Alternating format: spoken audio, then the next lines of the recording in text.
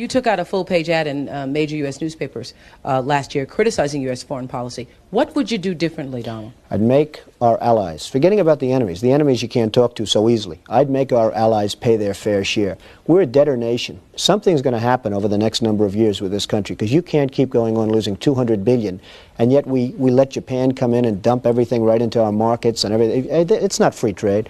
If you ever go to Japan right now and try to sell something, forget about it, Oprah. Just forget about it. It's almost impossible. They don't have laws against it. They just make it impossible. They come over here, they sell their cars, their VCRs, they knock the hell out of our companies. And, hey, I have tremendous respect for the Japanese people. I mean, you can respect somebody that's beating the hell out of you, but they are beating the hell out of this country. Kuwait, they live like kings. The poorest person in Kuwait, they live like kings.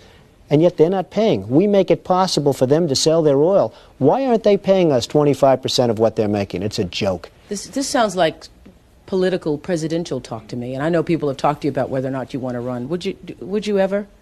Probably not, but I do get tired of seeing the country ripped off. Why would you not? I just don't think I really have the inclination to do it. I love what I'm doing. I really like it. Also, it doesn't pay as well. No, it doesn't. But, you know, I just probably wouldn't do it, Oprah. I probably wouldn't, but I do get tired of seeing what's happening with this country. And if it got so bad, I would never want to rule it out totally, because I really am tired of seeing what's happening with this country, how we're really making other people live like kings, and we're not. What do you think of this year's presidential race, the way it's shaping up? Well, it's going to be very interesting. I think that probably George Bush has an advantage in terms of the election. I think that probably people would say that he's got like that little edge in terms of the incumbency, et cetera, et cetera. But I think Jesse Jackson's done himself very proud. I think Michael Dukakis has done one hell of a job.